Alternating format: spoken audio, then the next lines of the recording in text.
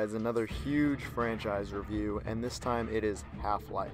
Yes, Half-Life from Valve Software, the incredibly revolutionary shooter series that changed all shooters after each installment. If you don't know Half-Life but like video games, my question is just how? Half-Life is considered one of the best and most important franchises ever, and really set the bar for PC gaming. It was thanks to Half-Life that we even have like Counter-Strike, Steam, and really Valve Software. And for what those are today, they're pretty freaking important. Which is why I can't wait to get into these games. I want to be looking at really all the Half-Life games and everything surrounding Half-Life, and you'll understand what I mean later when I get to that stuff. So where do we start with a series as grand as Half-Life? Well, I think it's pretty obvious. We start with Half-Life 1. It's not shutting down. It's not.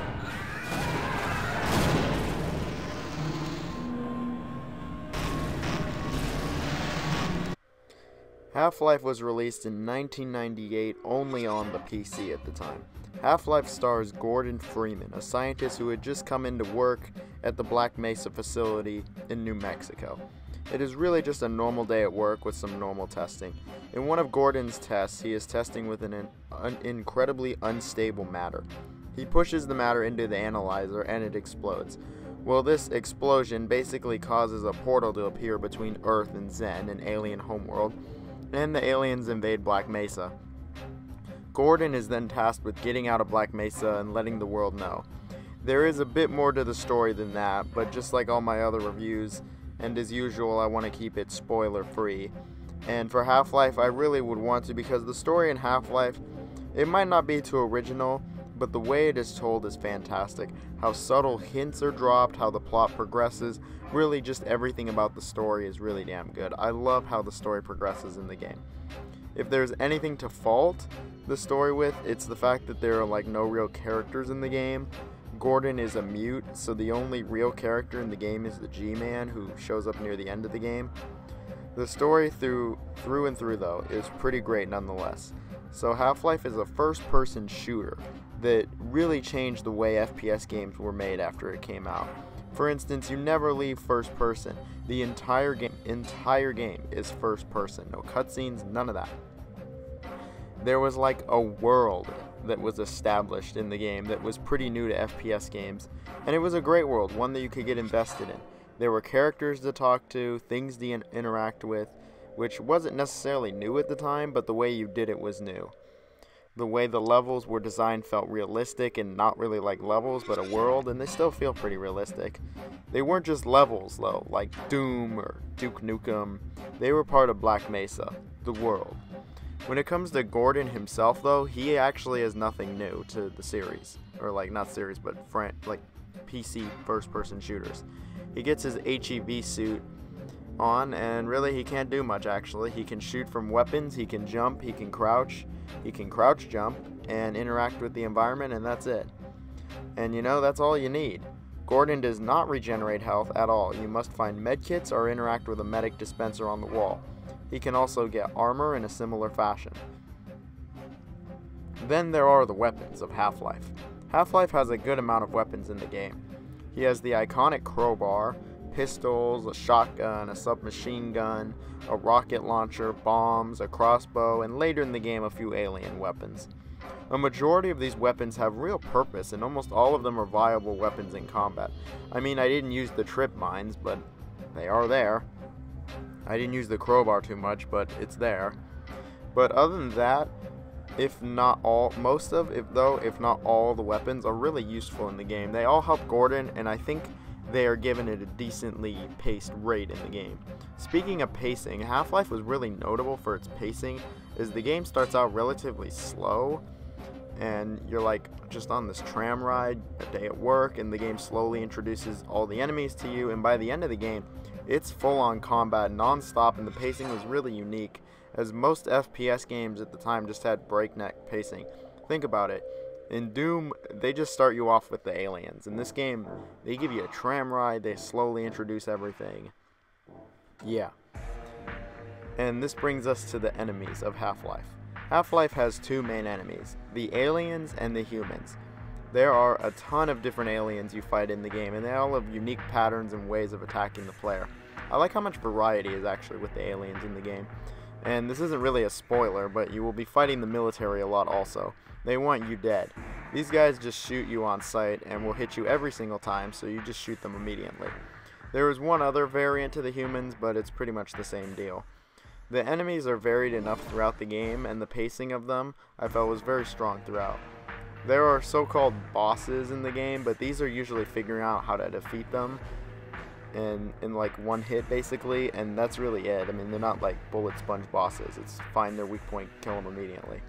Besides fighting in Half-Life though, there is a decent amount of exploring, interacting with the environment, and platforming. Half-Life levels are, like I mentioned, realistic, and going through them really is a blast. The game also has a lot of puzzle solving. This game has a ton of puzzles in it, some ranging from figuring out where to go, interacting with the environment in some way, and some involving just pushing stuff and generally just trying to progress. The game has three main environments. The main one is inside Black Mesa, which is corridors and generally tunnels. Then there is the outside areas on top of Black Mesa in the desert, and these are more open areas. And then finally there is Zen. Zen is the alien homeworld. Yeah, it's the last few chapters of the game. There is a shit ton of platforming here, and you fight only aliens.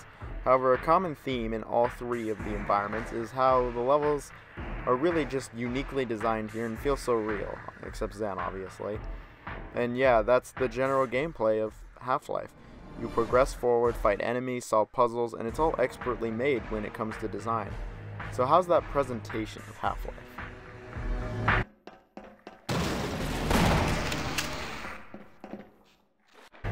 Half-Life's presentation is good enough. The game came out in '98 and obviously has aged quite a bit. But for '98, I think the game looked very nice. The character models are decently made, though their faces could use some work. The textures all look pretty nice for the most part, but some textures, especially in Zen, they just look like actual barf.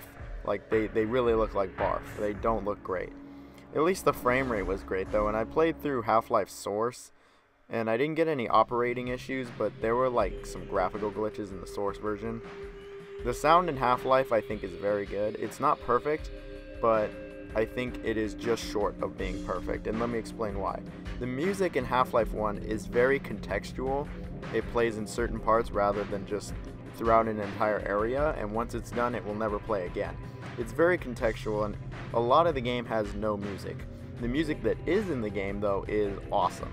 Half-Life 1 has a fantastic soundtrack, and I think it is great.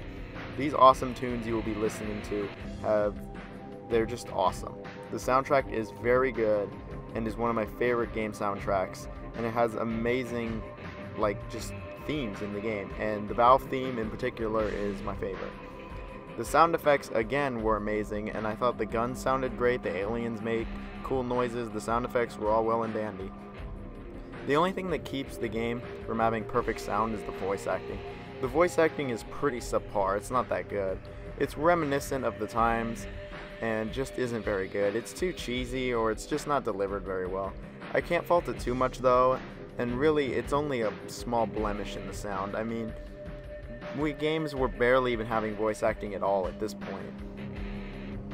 And when it comes to blemishes of Half-Life 1, well, as amazing and innovative Half-Life 1 is, I will say the game does have a few little issues. Some of it has to do with the game just aging and, it being in modern day, but the game does have a few issues. First off here, we're just going to go with the obvious one. The platforming in Half-Life is crap. Platforming in first-person shooters is usually never good, and this game reinforces that it's not. The game uses a crouch jumping mechanic also that is just not good. The platforming is super clunky, and it just isn't very fun. It's in a lot of the areas, and there's just way too much platforming in Half-Life 1. It might add to the level design or whatever, but the platforming here, there's just too much. It's not good. Next is how a few areas in the game, like the tram riding, they could just go on way too long. These sections can just take a bit too long for my taste and get a bit stale, but that's borderline nitpicking, like when you're on the little train thing. Like, they just go on a little too long. My next issue though has to do with fighting the humans. Fighting humans in Half-Life, well, it ain't all that great. The enemies have hit scanning weapons and will basically hit you the moment they see you, so every fight literally devolves into shoot them fast enough so you don't lose that much health, or not at all if you kill them before they see you. That's every fight with them, and I really don't like that. Hell, even later Half-Life games would fix this, but in the original, it's basically shoot and kill them faster than they can do to you. It's not the most fun. And then there is Zen. Zen is, how do I put it? Zen is just not very good at all, like at all. The game has like a shocking difficulty spike here, but the reason it mainly sucks is because the levels are just designed really poorly, and it's a large contrast to the whole series. There's way too much platforming here, and it's just not good. The final boss is just awful in particular. Like, the last part of Half-Life, honestly, is not really liked by anyone, and it is the lowest point in the game, and it's just a fantastic game with this weird low point at the very end. But overall, Half-Life 1 is a game that was extremely important to the genre, if not the industry. The whole stay in first person thing was really innovative for the time, along with the subtle storytelling, and despite its shortcomings and really just lackluster last like hour or two, the game is still excellent and definitely worth playing through.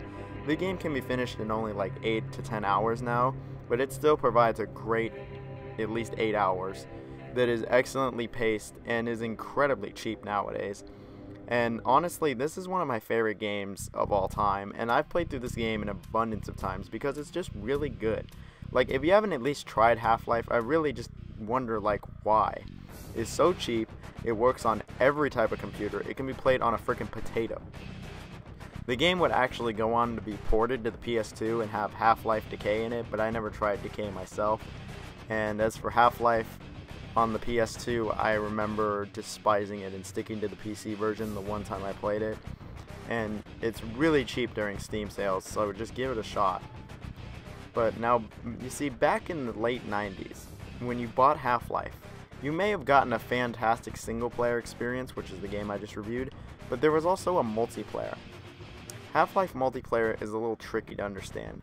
You see, all the multiplayer for Half-Life wasn't actually from Half-Life itself.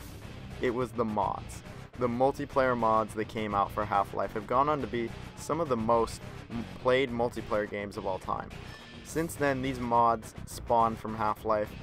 Like, I just thought it would make sense to include them in the Half-Life series review.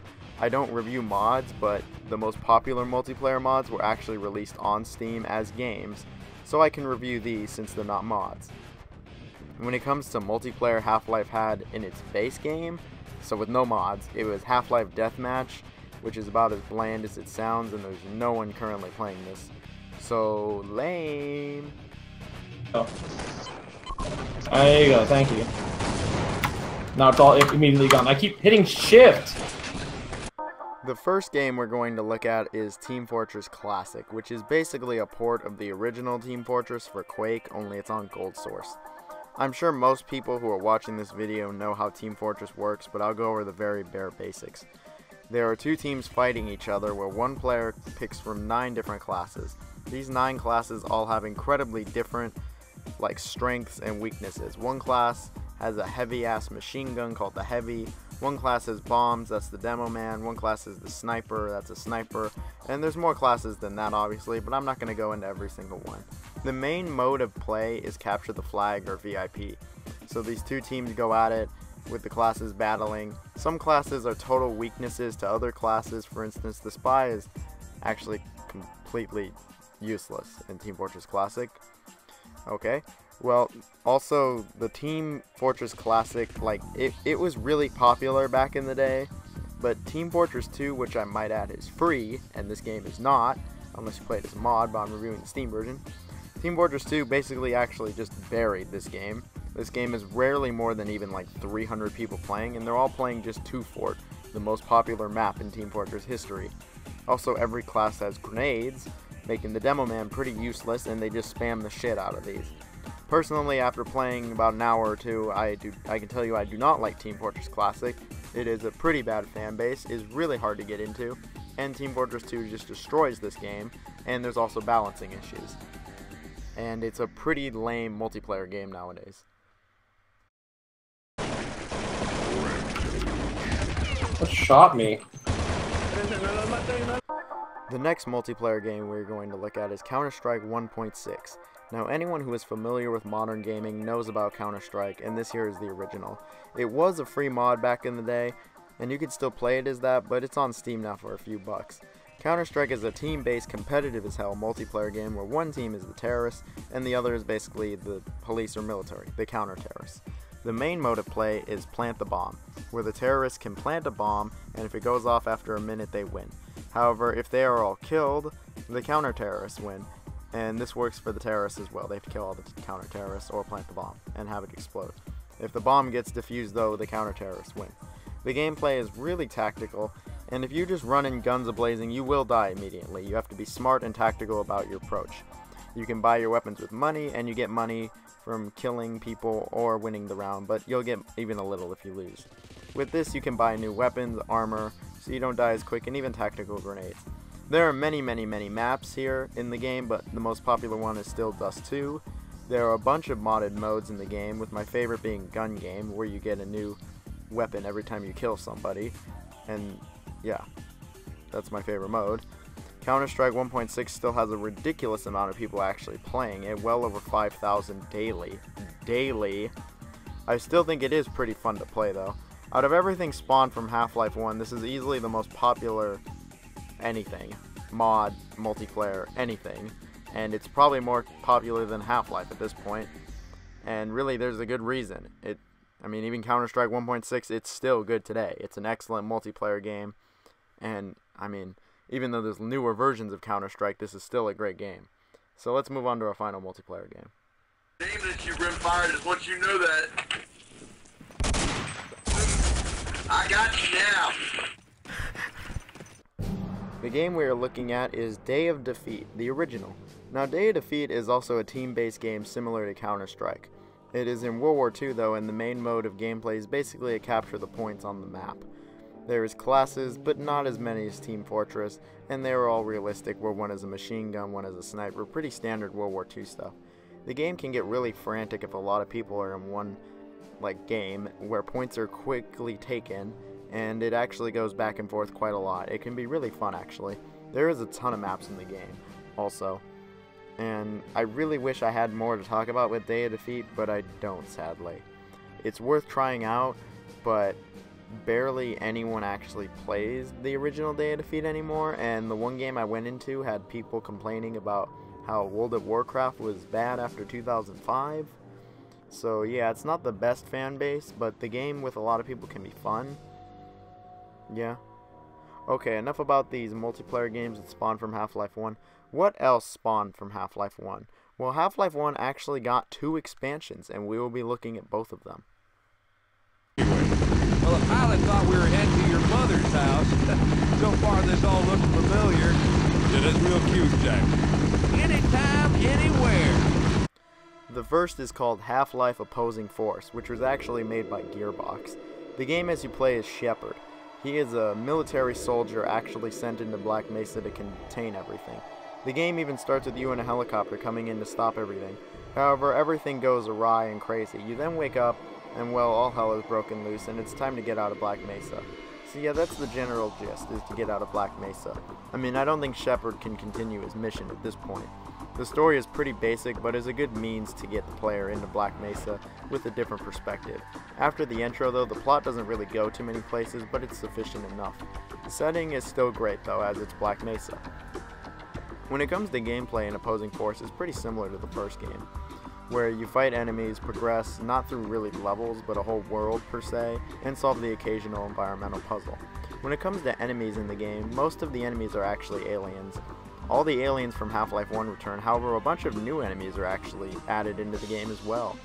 The new ones are pretty similar to the old ones, but they have a new pattern and new ways to dodge them.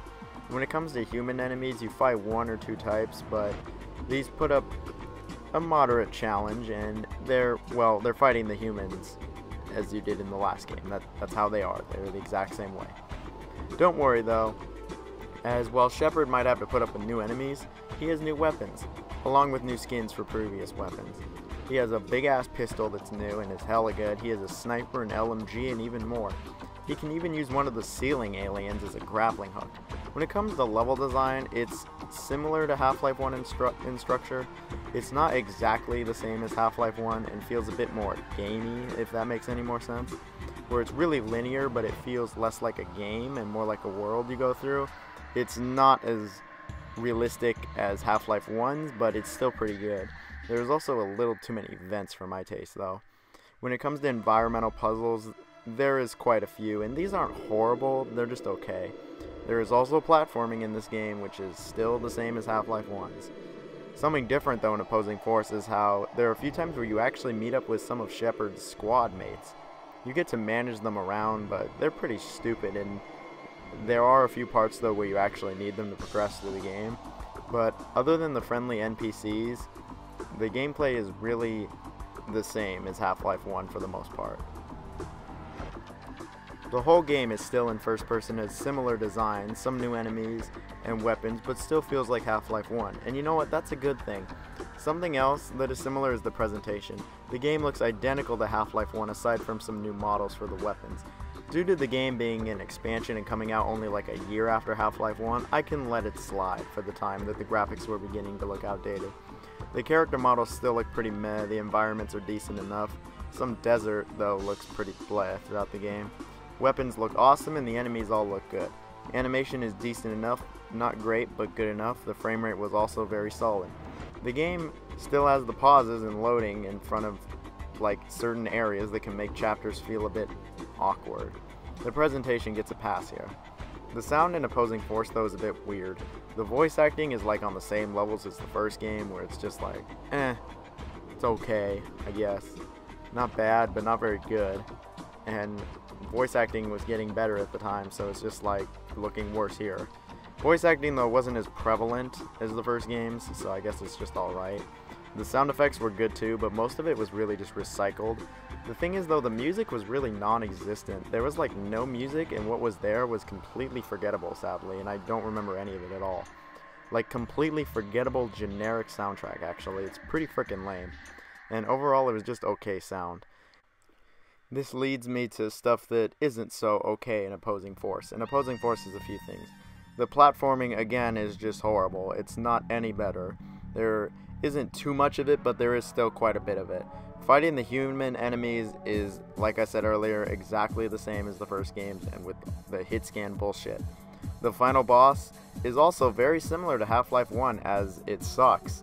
It's just, in the final just area, it's just not very well structured and is more like a pain in the ass than anything else. Some people may not like the game because it brings very little new to the table, but I think with what it brings, combined with its length, it's pretty fine. It's not very long, taking around 3-4 hours, and at the most like 5. But that's if you're really slow and if you have trouble with the puzzles. And overall, I think Opposing Force is really actually quite a good expansion to Half-Life 1. It adds a bit without changing what made Half-Life Half-Life, and is widely regarded actually as one of the best expansions to any video games, especially for the time. So with one awesome expansion under its belt, Half-Life 1 got another one in the form of Blue Shift.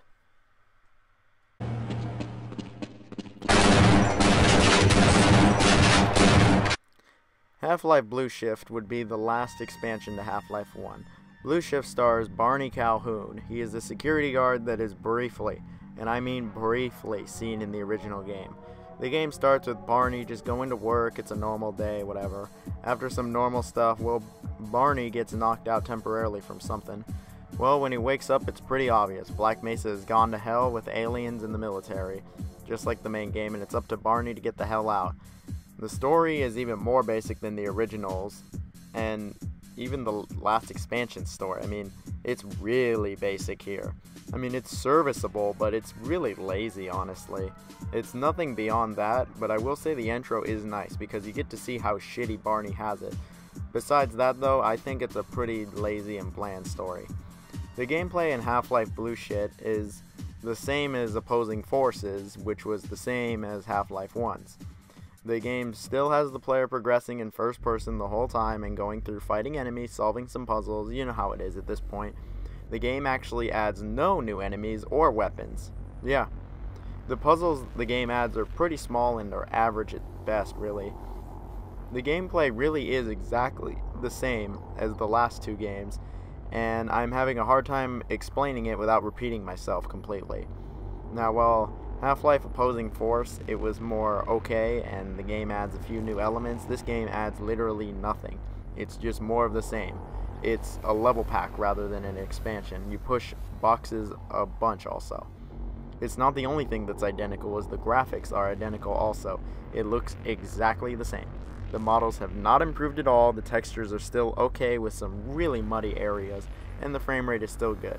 But I mean, this game came out a few years now after Half-Life 1. The graphics are pretty outdated at this point.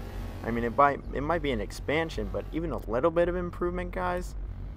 I'm not going to dwell on it a lot though, since it's the same. There's no change. The sound is the same situation. Pretty meh voice acting, especially now for the time. Games like Conker's Bad Fur Day were out, so it's like, really, this is the voice acting? And at this point, it's just a joke. The sound effects are exactly the same here. There's not a new sound effect. Nothing. And music, I'll be honest, I'm not even sure if there's any music in the game. I mean, that's how little there is. I mean, if there is music, I don't remember it, so it's probably pretty bad. So yeah, the sound was actually pretty mediocre, and that seems to be a common theme with Half-Life Blue Shift, that it's pretty mediocre. Half-Life Blue Shift is not a very good game for many reasons. When the game was released, it actually had serious negative attention for being a full-price game with literally only like a 2 to 3 hour campaign. The game is incredibly short, around like 2.5 hours, and I'll be honest, those 2 to 3 hours aren't very good at all. The game adds literally nothing new in terms of ideas, enemies, weapons, anything. It adds nothing to the level design. In fact, it's worse. The level design for the most part is just crap. The levels are not structured very well and just don't connect very well at all in the game. The platforming continues to be awful. There's way too much of it here, honestly. Like, there's more here than there was in Opposing Force. They make Barney push hella shit in the areas for some reason, and it just sucks to push this shit. And then they make you do platforming with the shit you just, like, pushed. And, like, briefly here, there's some vents in Zen. Yeah, you go to Zen as Barney, and there's vents. Vents. And the puzzle in Zen is just obnoxious. You're there like 10 minutes, you do the stupid puzzle, go through some vents, it's shit. The other level design isn't that awful, it's just really uninspired. It's very generic and lame.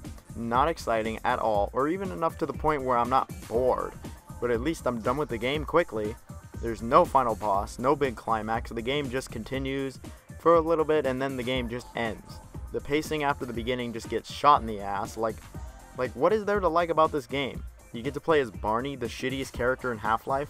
When it comes to the game, I just sleep with this game. I don't recommend this game to really anybody, even if you're a hardcore Half-Life fan. I mean, you'll probably get it because you'll probably buy the Half-Life Complete or whatever.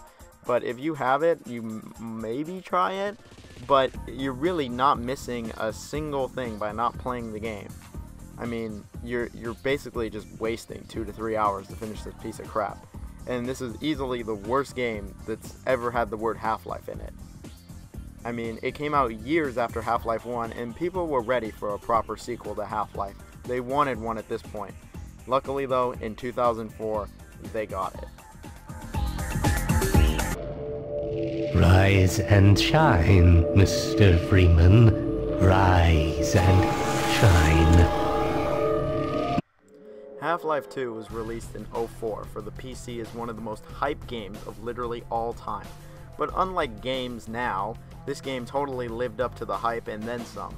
Half-Life 2 takes place an unknown number of years after Half-Life 1.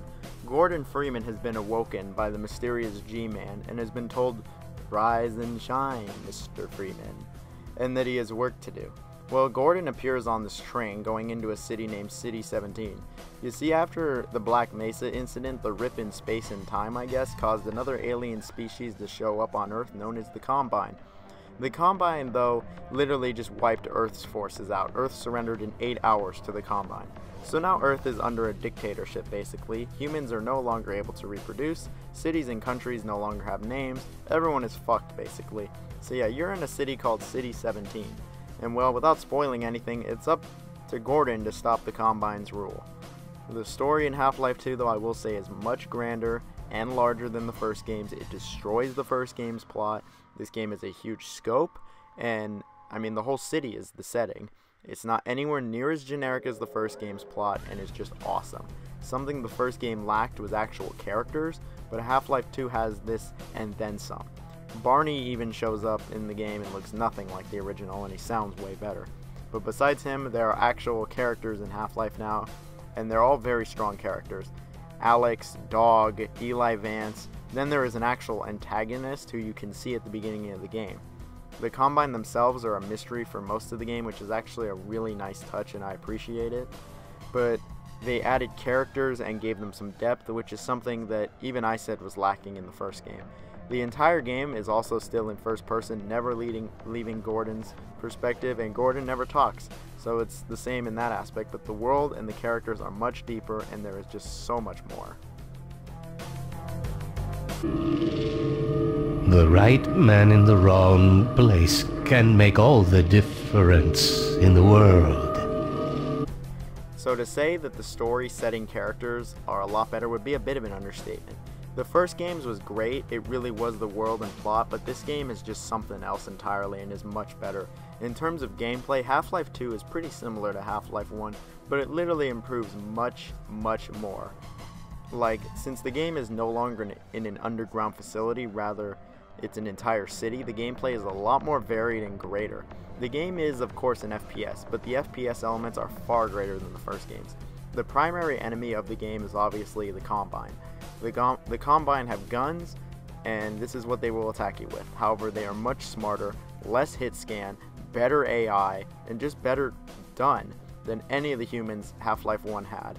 Fighting them is much more engaging, really, than anything the first game ever had.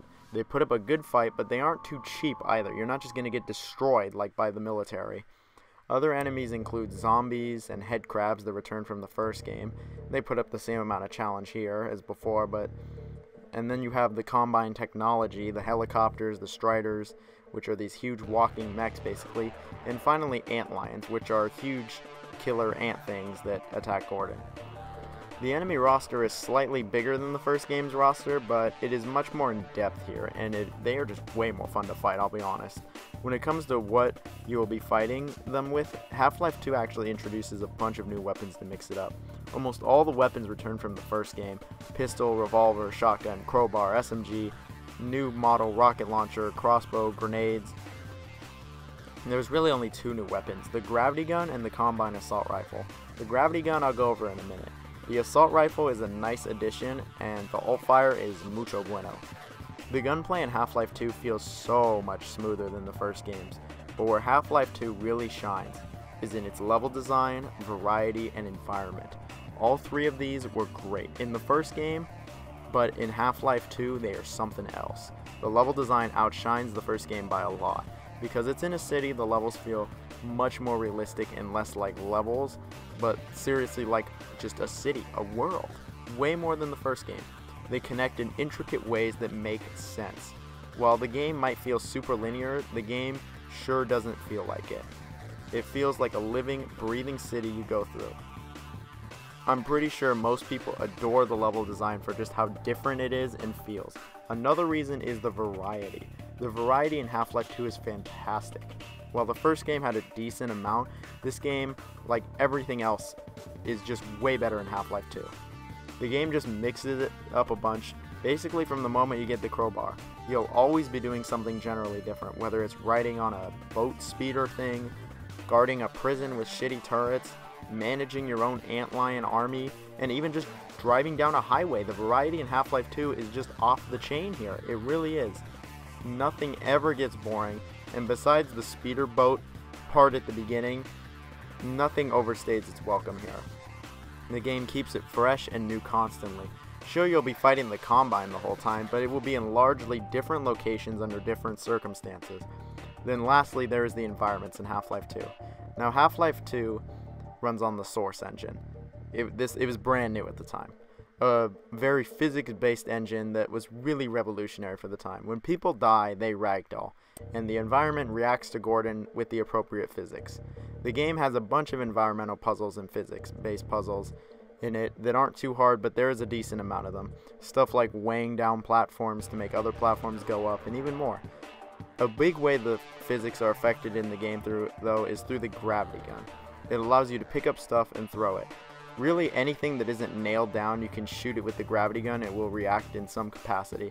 For instance, you can pick up saw blades, and shoot them as a projectile.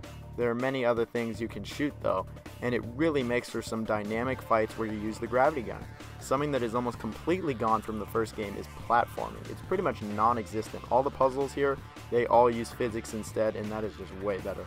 Similar to Opposing Force actually, Gordon will actually be able to command a squad, and the AI is way better here. You even get to control an antlion squad, and that part is just awesome. They clicked on making that. That part was awesome. The gameplay in Half-Life 2 is what I said earlier. They took Half-Life 1 and made it way better on a few different levels. I mean, another thing that is way better is the presentation. The graphics in Half-Life 2, really what can be said. This game looks amazing. Like, even by today's standards, it still looks good. I can't believe for 2004 how good it looked, honestly. The models, textures, animations, facial expressions, literally everything looks fantastic for 04. It passes as a modern game, it looks that good. The textures all look really good here, every single one. The Source engine really did a good job at rendering them. It looks awesome, not a bad texture. The models, they all look really good here. They just all really stick out, and they just look really damn good.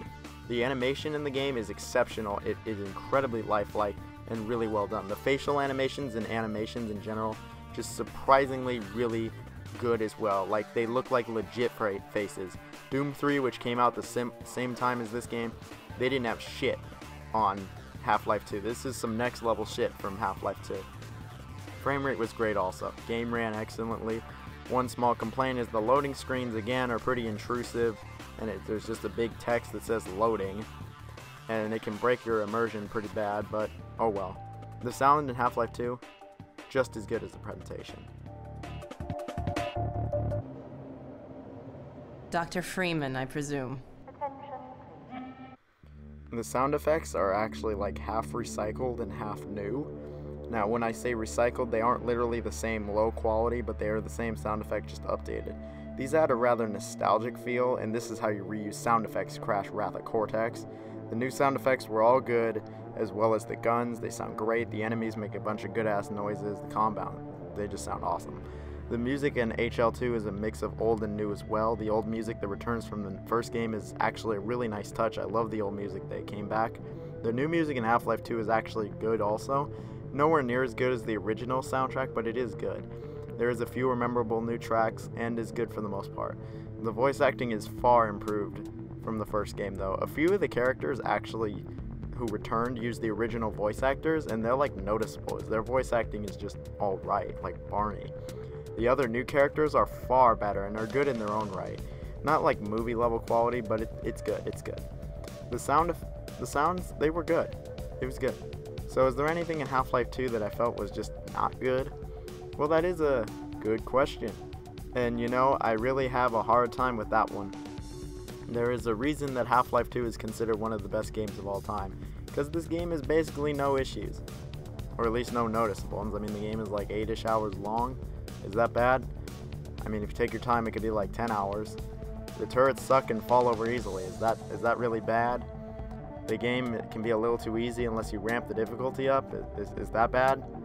I personally think that the beginning canal portion of the game goes on way too long, and I thought it got pretty old, but that's just a nitpick for me, as I know some people really like it for some reason. I'm not one of those people, but it is a nitpick. I don't know why for so long I never played through Half-Life 2 all the way.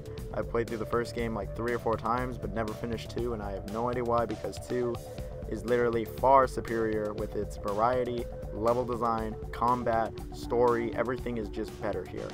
There's really not a question about it. Half-Life 2 is one of the best first-person shooters. No, scratch that. It's one of the best video games ever made.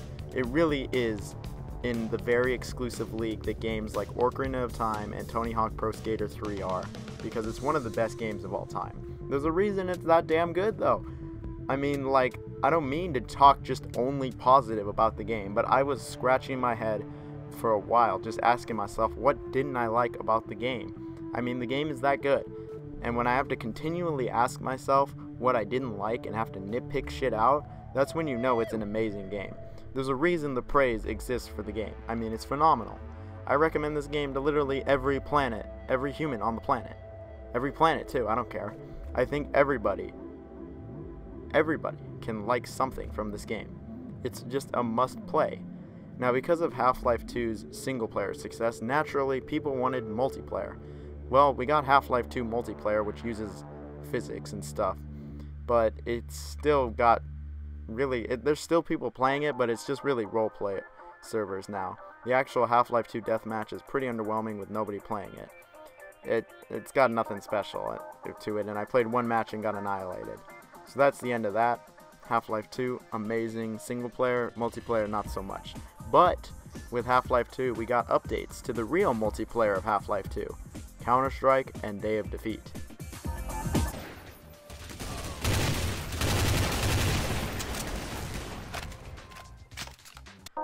Counter-Strike Source was released as a mod, but it's also a full game on Steam as well. It's really the same as Counter-Strike 1.6, where two teams go at it and kill each other. I mean, there's obviously a graphical update, but when it comes to popularity, this game is at the bottom of the Counter-Strike totem pole. I couldn't tell you really why. I mean, I love Source as much as I love the original.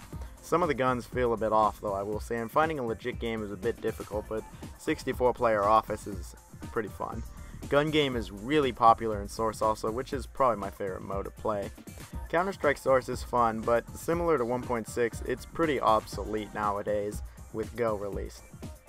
Day of Defeat Source, though, doesn't have a newer version after Source.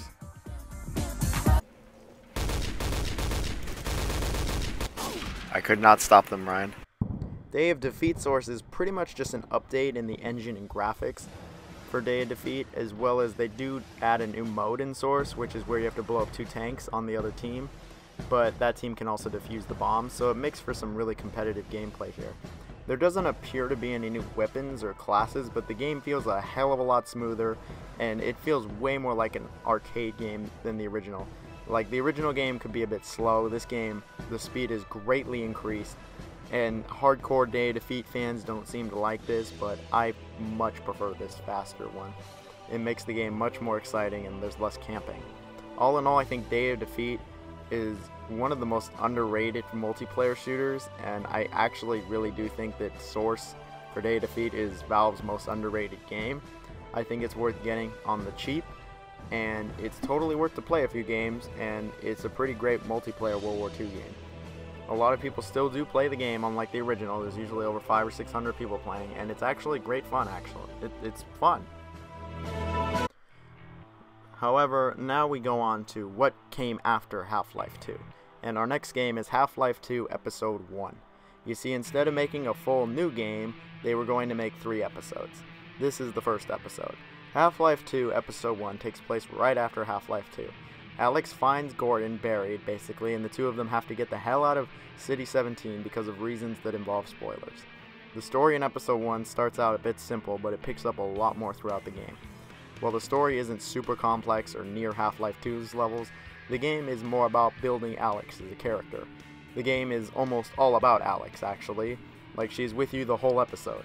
The story is good here. It's not super strong, but it's good here nonetheless. In terms of areas Gordon will progress through, it's pretty much just the Citadel and City 17. The gameplay is pretty much identical to Half-Life 2, however that really isn't such a bad thing. When it comes to new gameplay elements, there really isn't anything. The game does not add any new weapons. It does add one new enemy in the form of Zombie Combine, and they really do take a beating. What the game adds, though, is just really new areas to go through. The level design in Episode 1 is not as good as the main game's design, admittedly.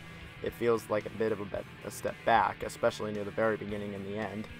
The physics puzzles return and are good again.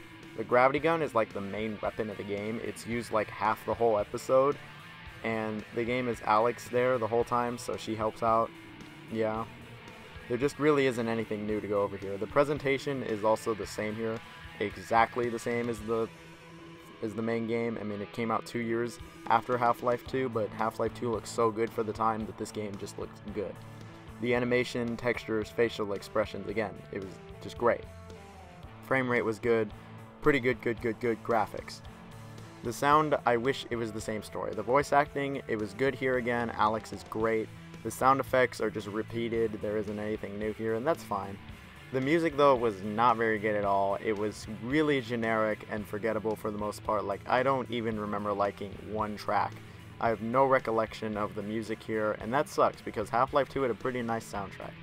When it comes to things I don't like about Half-Life 2 Episode 1 besides the music, I actually do have a bit here. Now, this isn't near the perfect game that Half-Life 2 was. No. This game has some issues. The beginning of the game starts off really slow, and the game takes a while to pick up. Then when it finally picks up, the final part of the game happens, and the final part of the game, well, I don't really like it. You have to escort people to this train, and it just takes forever. The AI are decent enough, but don't kill anything, and it's just really repetitive taking them back and forth to the train. It just gets really boring quickly. I did not like it. The level design is good throughout the game, but these two parts, the beginning and the end, are just downers. And while that normally wouldn't be a huge thing, a few pacing issues, that wouldn't be normally too huge, the game is so short that they become much larger issues. I mean, the game is like max 4 hours long here. I mean, I finished it in like a little more of half of that. It took me like 2.5 hours to finish the game. And when the beginning and the end kind of suck, I mean, that's like half the game right there that kind of sucks. The game is real short and adds pretty much nothing, and is more about moving the story along, honestly. The reason I don't have much to say about the game is due to its length and what you do in the game. I mean, it's not a lot. While the design is good enough and it has that Half-Life feel, it just doesn't hold a candle to Half-Life 2 or Episode 2. I mean, of course it's still worth playing. If you played through Half-Life 2, you gotta play through this next. I mean, obviously. But just be warned, it's nowhere near as engaging, epic, or as fun. And that brings us to Episode 2. And Episode 2, well, you'll see.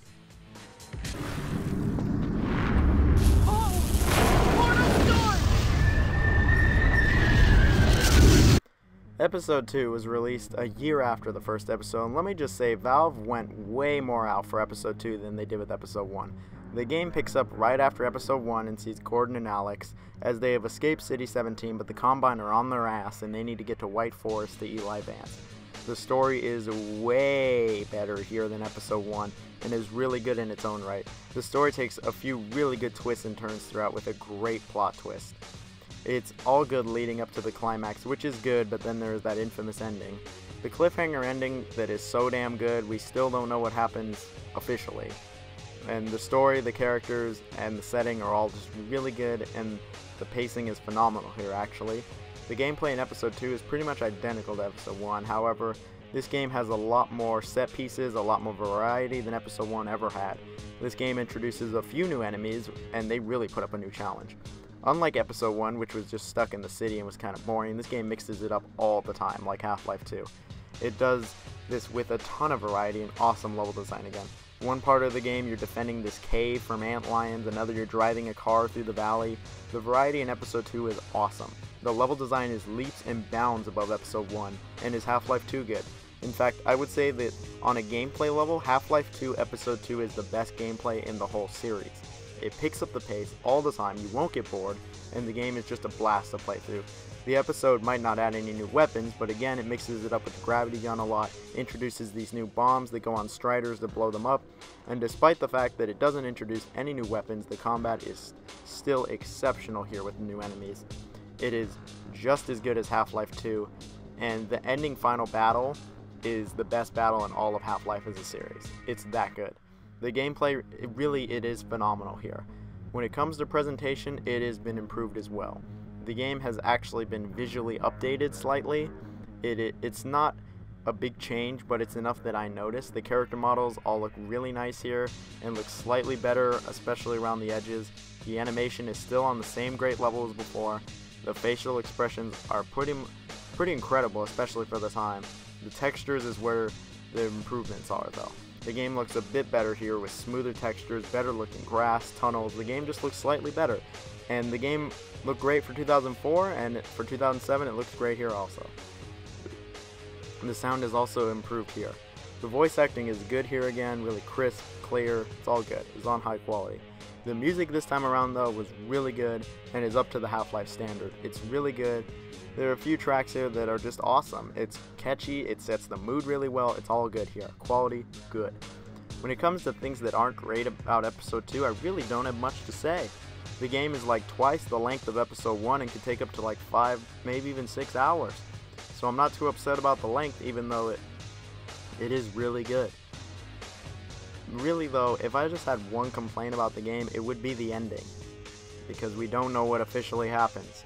So yeah, the ending sucks. I mean, I really don't like that the series has no real conclusion with its cliffhanger bullshit ending. That's my problem with it. It's so good, but don't expect a real official ending. And well, this is the end of Half-Life. To this day, there's still no Half-Life 3. There's not even an official mention of Half-Life 3 10 years after Half-Life 2 Episode 2 has been released. No resolution. Valve can't count to 3. We would get the Portal series, which would be like a spin-off to Half-Life, and I'll look at that soon enough. That's the closest thing. We would get Half-Life 2 Lost Coast, which is a demo level. We would get Black Mesa, which is a remake of Half-Life 1 and Half-Life 2 engine, but I'm pretty mixed on that. I mean, this is it. This is all we'd get for Half-Life as a series. We'd get a sad ending, and it's one of the best video game series just of all time, and it's unfinished.